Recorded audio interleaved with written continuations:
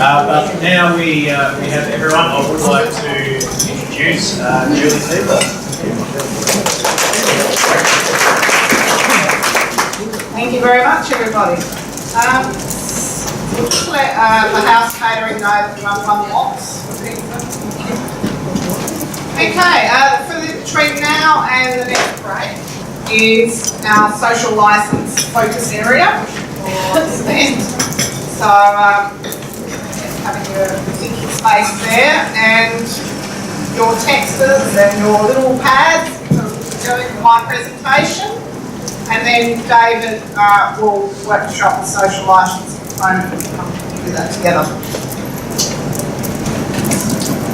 Okay, so we're just running through, I guess I got three very broad headings. And you'll notice that the middle one, I've actually posed a lot of questions for the workshop to consider. I've presented this talk in various forums in the last 6 months. Generally, there's a wall of silence when I finish. So I figured we'll intercept that and I'll give you some questions. And hopefully by the end, you'll actually have some of your own.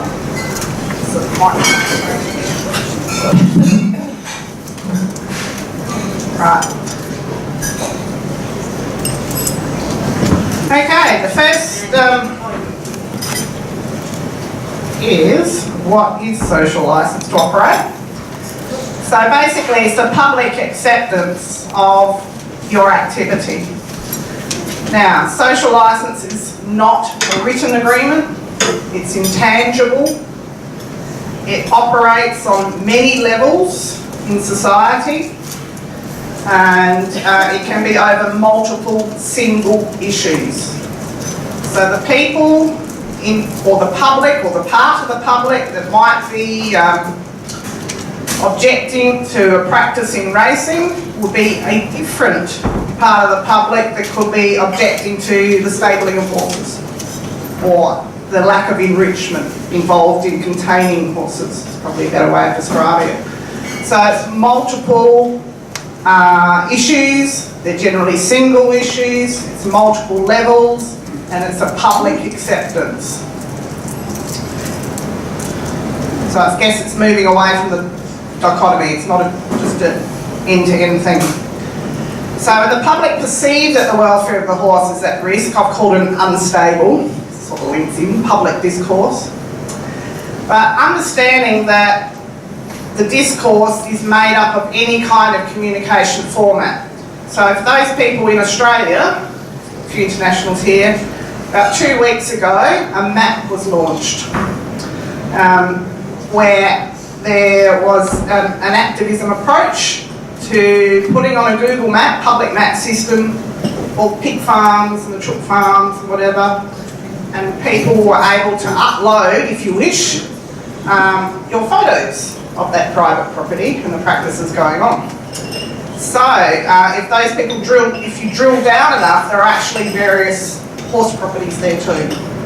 So it is something that's next generation. It's about using technology, and we need to be fully aware as industry and sport about how this discourse is taking place. Okay, most people just think it's a few people on Facebook. It's actually far more technical and complex than that. So it's really, from our perspective with animals and sport, when the public starts to question or their trust being put in us to look after animals. So social media components, not only Facebook, because that's really a demographic shifting to old people now. Snapchat, Instagram, WhatsApp. Okay, various social media platforms are used, and you can see the dot points there. That's probably what you're familiar with. Okay, it's the negative component. And when I saw Martin's presentation come through, I emailed back and said, snap! Okay, I had a little bit more variety in my headlines.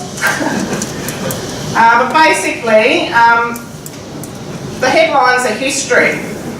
as industry leaders in this room, what's your future headlines? That's actually what we need to start working on.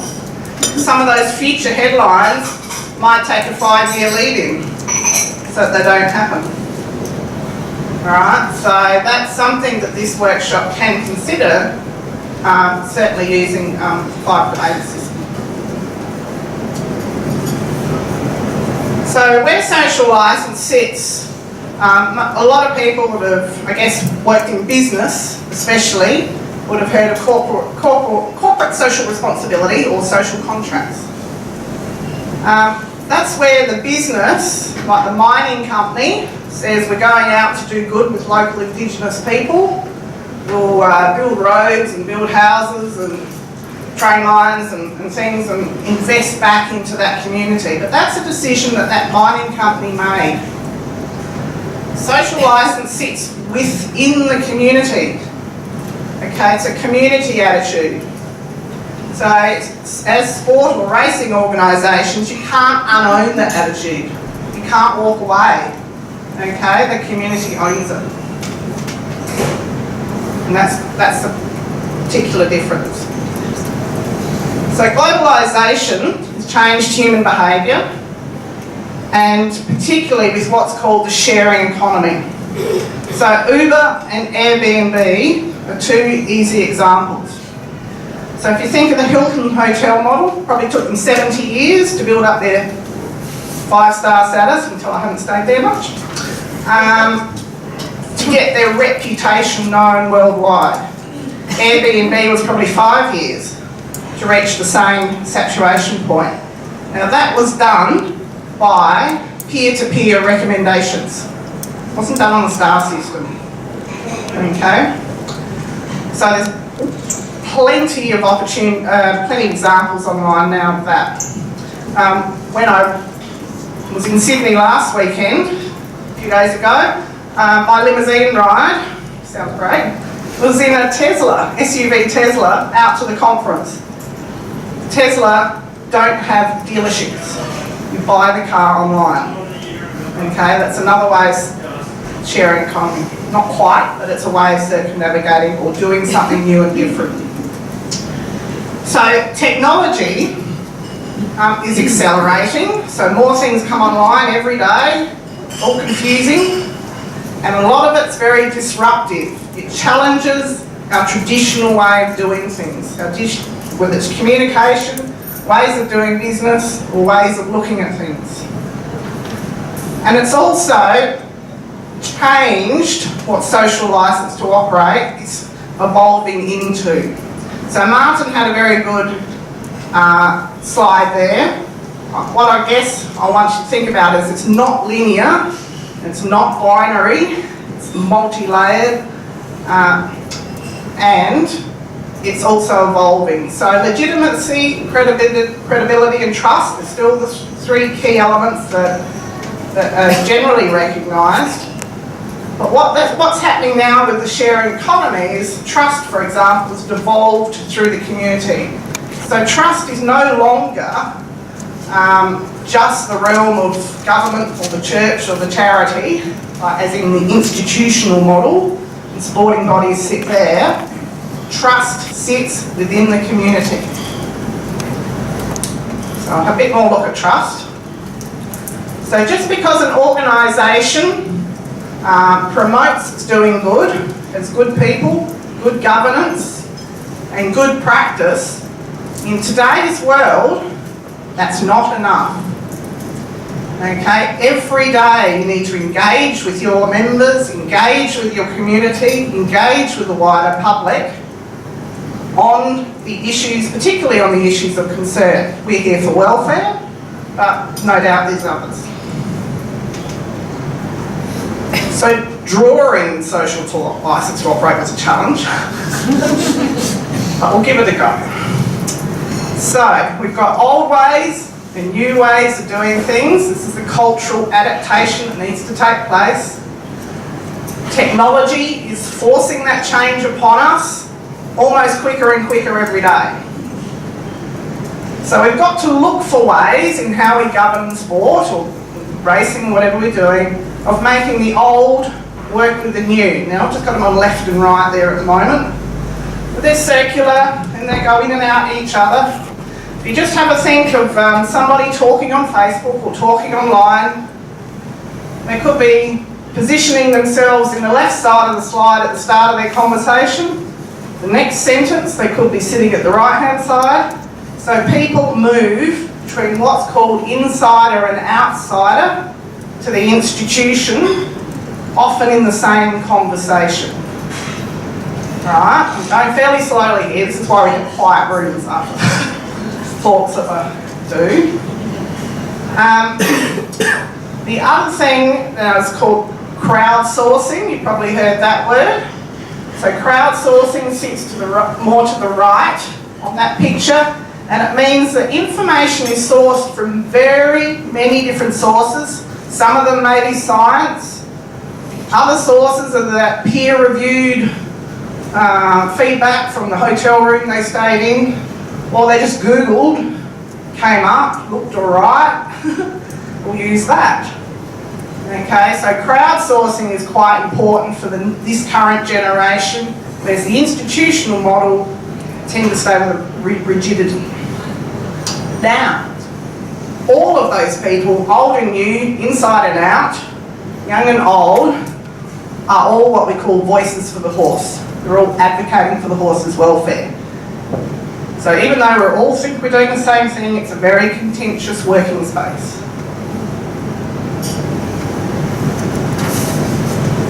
So the next thing that the sharing economy requires us or brings us to think about with this new public skill set is transparency. And Martin's touched on that today as well. So racing understands that for them to stay sustainable into the future, that they have to provide more data, they have to have a structure to how they're going to talk about welfare with the public, and a whole lot of other stuff that Martin ran through this morning. And this sits under transparency. So in a digital age where people have increasing access to a whole range of technologies, they can source information from a lot of sources very quickly. How does that affect organisational governance? And therefore, through governance, it's horse welfare through policies and how sport's managed. So the easy and quick one is data sharing. So you've got statistics on rider falls or horse injuries or however you collect data. And I've just put in brackets there, it may need translation so that it has meaning for the public. If you just put raw data up, it'll get misinterpreted before it gets interpreted. It's just too hard. So make sure it resonates with your audience. Now the most important thing about transparency and technology is that it's a way that people now expect to be able to talk to each other. And because it's so cheap and quick, we should be able to talk more often. Okay, we want to talk to you, talk to us, and it should be used to create frequent interactions between people. The other thing about organisational transparency is that this frequent interactions between people can be used to build relationships. And just step sideways for a bit. Facebook can build relationships because you see people online and offline quite often, but it's often known as non-inclusive. Whereas Twitter joins people up with like-minded interests through hashtags, but they rarely meet offline. So it's understanding how each of the different social media platforms engage or disengage at different levels within your organisation and how best to use those. It's not don't use, it's how to use. So that those relationships that you're creating build a scaffold for a resilient organisation. So Martin again referred to that, and I just so loved his talk, dovetailed into mine beautifully. So you're looking at making that middle area stronger. You're always going to have extremes, but if the middle is strong, you can go forward. Now Martin also had a beautiful slide, minus racehorse trainers, of all the different stakeholder relations. I'm going to actually add to that. It's also about recognising your social leaders. So those people who are active online in any number of hats, who positively or can be engaged to act positively and long term for your organisation. Just because people are not, voted in and nominated president or have a hierarchical position, they have a position on the right-hand side of that social licence drawing. Okay? So people on both sides of that drawing have legitimacy. So I did start to mention Voices for the Horse, and I have also talked about adapting and adopting all these different accelerating technologies, not just going too hard. It's okay, trial, test, how, that didn't work, next. And understanding what are your members or what are your participants using. And again, as we talked about discourses, there was different types of ways of talking, there's different technologies as well. And how are we going to use that to build and maintain those relationships? Because those people are the people advocating for your organisation. Okay, who can tell me how that was made yesterday? Some people know. Okay, some people know that we might have Tom Roberts' big collection that Andrew and Nikki wrote a book about. So there's the tag and the bit out of his collection. We've got Gordon back there who's doing the videoing for us. And I said, Gordon, I need a quick technology example. Here's a bit. So last night, the bit went into his scanner. A couple of steps. Went into his scanner, scanned the shape, and then it was printed. Okay, now Officeworks sells 3D printers. So this is a bit posher. So this could be a way that in the future we're preserving some of Tom Roberts' heritage, that people can look and hold and feel, but not break, and keep the original. I'll just throw that there for an idea. Is there some people in your organisation that can remain engaged in welfare because you're asking them to develop apps and use technology to perhaps scan the inside of the horse's mouth, have a specialist design bit done overnight? If you're running an online meeting between 3 countries in the world, you email the cross-country fence design and it's printed out on their Officeworks printer while you're sitting there waiting in actual 3D form. So how can you use technology to engage people in your messaging? And there's lots of cool ways to do that. So just a little plug for Gordon there, you're going to see him later, especially the South Australian ones. We're looking to set up, we work at the business centre, so I love a horse welfare technology group.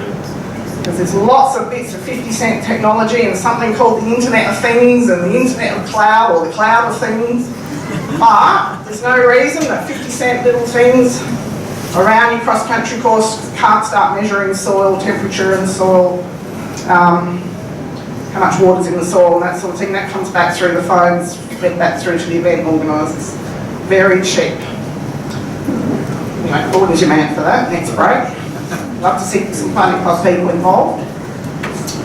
Continuing on from transparency.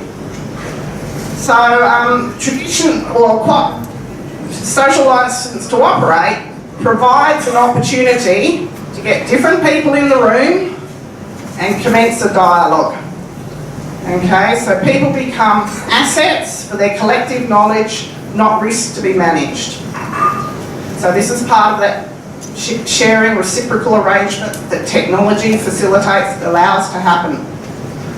And it includes embracing the different cultures and cohorts, which give strength to that shared vision. And that's just another way of getting Martin's little diagram, except I'm adding social leaders to that as well.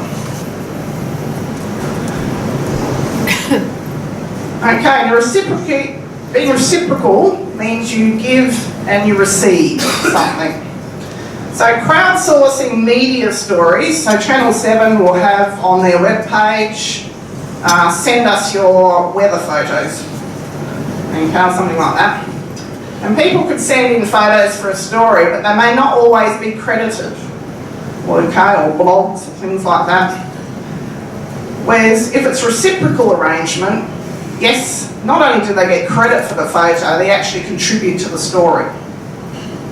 So ABC Open, actually if you Google that, you can hire a producer. You've got a story, but help me tell it.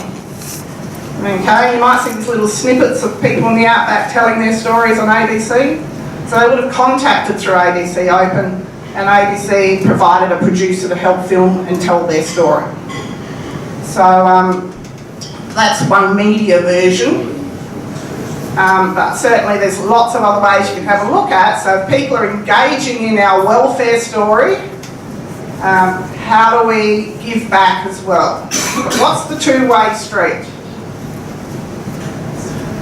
And that's because, again, with technology, I've called it news reading because we can relate to that. Instead of people, I love paper newspapers. I'll get a coffee and read.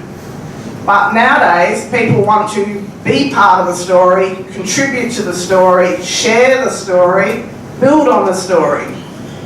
Okay, passive news reading is going out the door.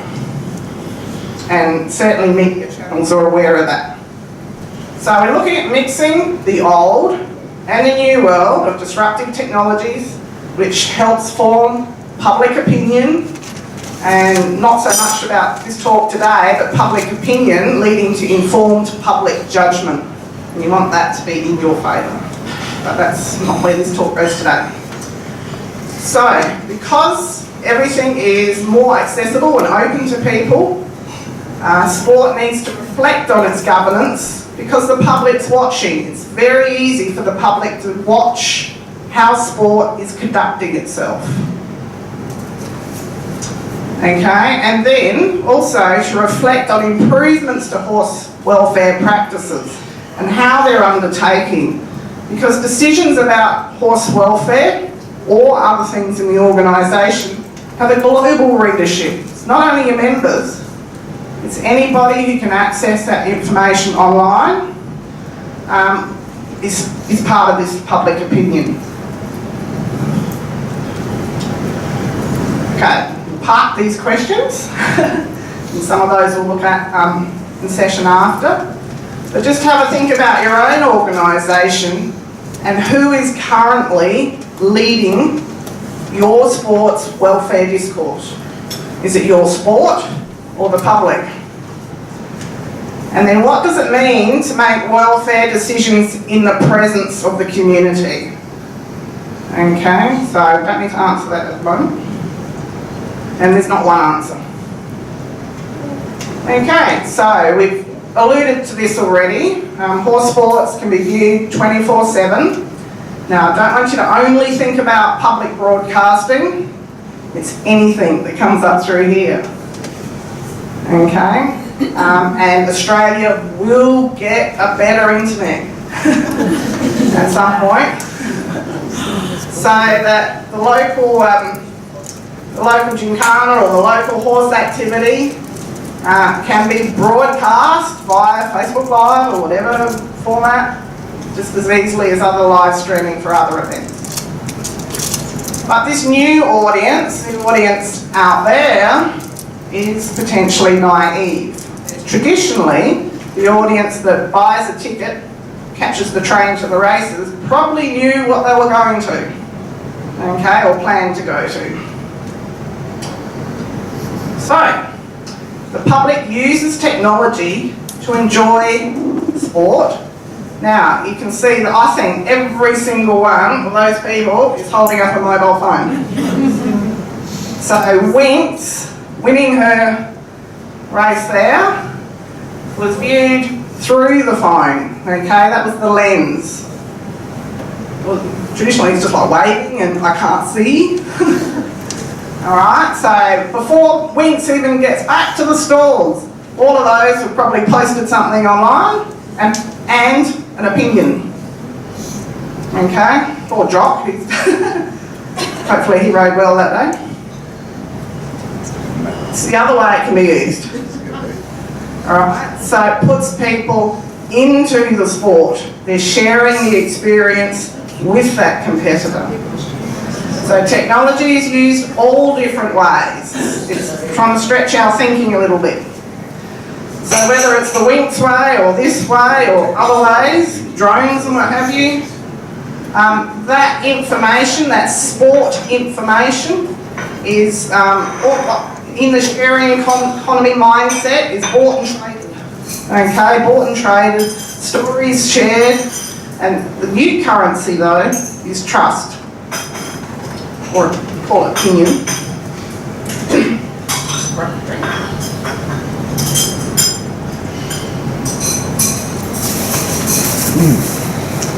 Okay, probably all aware of your business model. It involves delivering sport or a recreation activity under those rules on that ground at that time. But increasingly, the public doesn't see that as a jockey and a racehorse, or show jump equestrian and his horse. That's certainly still there, but the public is shifting their thinking into a human and non-human athlete, and the FEI has alluded to that with their hashtag 2 Hearts campaign, although it's not currently reflected in their documentation, on a human constructed field of play. So people are saying, well, you're bringing that animal into a human-made environment, out of its paddock, and just be aware that it's starting to be reframed. Now, you probably think, well, New Zealand's like so far ahead, how did that happen? Because sentience is recognised in law, it's only partially recognised in Australia. So as sentience becomes more embedded in society, which it will, because people are self-educating via Dr. Google. Okay, so what David Mellon is talking about today is public information applied to any animal species. So somebody else can self-educate themselves on the 5 domains and go, well, hey, horse people, what's happening? So, technology amplifies multiple representations from those who claim to be an advocate or a voice for the horse. So that can be anybody. It can be a fan, it can be a spectator, it can be people who watch sport that are not a fan. That certainly happens. And other people in that more towards the structure that Martin had. They're all voices for the horse, and they can all move between an insider and the outside of the organisation in the same conversation. So we just have to get away from this working in pillars of thinking. Hopefully it's coming through. This picture's building. Okay, so we've got people in the institution that are voices for the horse. We've got people who are the public and voices for the horse, or anyone that's online. And we've also got the actual horse owner or horse rider who's caught up in this mix, who's the chief guardian, actually the chief guardian for the horse's welfare, also being a voice for the horse. And this is where social licence involving animals in sport is different and evolving from social licence banking or mining. Because you don't see too many people standing up there saying that my money has feelings, or gold, the emotional state of my gold is affected if you do it this way. So, but it does with animals. So that is another convergence of public, technology, understanding of sentience, all right, and the addition of the point of contention is actually the rider's mixed up in that. That's why it's so hard to get our head around, because it's different to what has come before. So it adds a new dimension. It sets the animal sport SLO apart from others. It's part of this evolving culture. You will need to work with your membership about how we're going to address this. Because the public's teaching itself about animal welfare. Public's collectively recognising sentience and the non-human athlete, which can bring the horse people along. So it's not about doing everything that the public wants or activists want. It's about finding enough touch points. How do we keep our sport meaningful for enough people? That middle ground. That middle ground has to turn around and be advocates for us. Okay? There'll be a lot of passive people, but we want to grow the advocates. So social licence involves everybody that has some point of influence over that horse in your sport. So it's not only the owner or the rider, stable manager, truck driver, it's also stewards and judges, boards of management, because they can influence policy and rule books. So all of those people play a role in social licence. Unfortunately at the moment, or fortunately, somebody's taking a step forward, the overarching organisation needs to frame the conversation, okay, but it's not only their responsibility, it's everybody that interfaces with the public. It's the right-hand side of that social licence story. So your sport participants are the primary people that talk to the public about your sport. Even though you might have an institutional structure and fantastic media department and a media budget, okay, that's part of the picture, but the actual influential side of it sits with the membership, it sits with the community. Okay.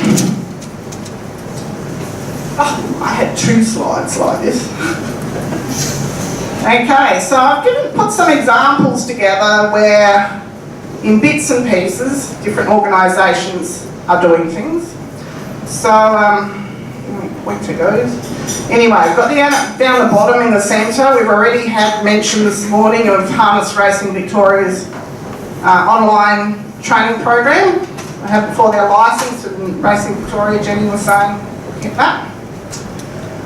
Okay, bottom right, well actually we've got Ontario Equestrian on the top right, that obviously went through a little bit of a down patch, but are up and firing now. And they say, well actually we'd like to reintroduce ourselves. We're still here, we're still doing it, and we're doing it better. And the bottom right is actually Ontario Equestrian as well, because they wanted to do a cultural shift with their membership away from plastic cards onto a digital platform. No doubt there was resistance. So they said to their membership, the money that we normally spend on plastic cards, $1.30 each, or whatever they were, how would you like us to spend that on your behalf? So the members got to choose how that $1.30 was going to be spent. Yes, we're going to a digital platform, and they collectively decided it was going to be research. So that's called participatory budgeting. There's a set budget, and you ask your membership, okay, here's part of our general revenue, or what would have been general revenue.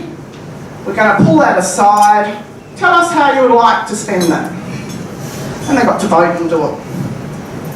Okay, we already talked about whips and nosebands and all sorts there, and even our conference made a story. And then in the draft, and I also see Equestrian New Zealand is setting some really good Facebook happenings there, so congratulations. So last night I think there's one on that, we're going to change the constitution, be prepared. But here they're asking for input into some rule changes. And there's just a language that says, well actually we try to get it right, but we want to hear your ideas. So here's some more questions, no answers. So what does your digital footprint look like in relation to horse welfare as the context? And who's telling your story? And what is the story? Is it ad hoc? Is it reactive? What is it? And then I'm asking at the bottom because I think there is the opportunity to have a conversation with the public, and remember public includes your members who go in and out and left and right on that slide, it's possible to have a conversation with them at the same time building a stronger organisation because you're framing that conversation. Okay, we will come back to these questions as part of the workshop and some of those that we've had earlier. So how does your currently or in the future after this weekend, how might your sport talk to welfare about this to the public? The other thing I'm going to propose is that our horse industry currently doesn't have enough descriptive words. The public has more, especially with a lot of them own dogs. Okay, dog work is going pretty well. So our words are usually called, we care for the horse and it's got well-being. But you've seen from David's presentation this morning, there's a whole lot of words that we could bring in to our general language. And then point 3, what I'm referring to there is some of our traditional language might not sit well with the public today. I'm thinking of we break the horse in, then we break him down on the track. He's broken over here, broken-winded. What are we doing? He's breaking and broken. And the other one is we had a bull break a leg, literally, that did happen, in a rodeo in Adelaide, but then the media release referred to rough stock. Okay, so we just have a think about how our normal everyday language to us might sit with the public. And often it's not a big change, it's just thinking about how it's used. And then it's about building capacity in sport participants. Remember, every participant in your organisation is that primary interface with the public on welfare. So the dairy industry, if you think back several years, the dairy industry used to have adverts with a glass of milk, and it was like all these vitamins and minerals and it was good for you. Better drink 2 glasses a day. But now it's about happy farmers and happy cows. Okay, it's moved to the human-cow relationship. Cow's happy doing its work, etc. Now the dairy industry made that shift several years ago.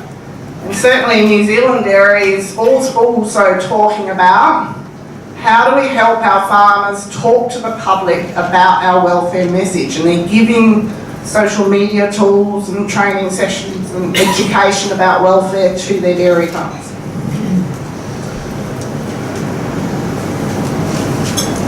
Okay, in the last run. So basically social licence to operate is not an afterthought because it's not corporate social responsibility or social contracts initiated by the institution. It actually is something that sits with the public. And although there's some higher profile sports that may be in the public eye more often, every animal-human interactive activity is open for public opinion and hopefully positive public judgment. First time I did this presentation 18 months ago, an earlier version, a guy goes, oh, that's me. He does disabled children wading in the seawater with dolphins and has protesters on the beach with placards. Okay, so it is every kind of human-animal interaction, there will be an opinion. And you've got to manage the additional component of the animal. And also I'd like you to have a think about today is if your sport lost its social licence. The Australian example is greyhound racing in New South Wales. It went, came back, ACT it stayed away. And certainly greyhound racing in the USA is also undergoing that at the moment. But that's a third party influence, and that has come from government because the public opinion got turned to public judgment in a negative format. So it doesn't have to go radical all the way as greyhound racing, it may be just a loss of members. So for each organisation, social licence will mean different things to different people. They'll impact differently across your organisation, because remember, it's not one binary thing, it operates at multiple levels. And it is reflective of cultural values and laws. Okay, so but just remember it sits with that society, the expectations of society of what is acceptable practice with what you do and how you do it. We have Melanie in the room. So Melanie's in that table there. Thank you. So it's the audience which decides what is legitimate and credible.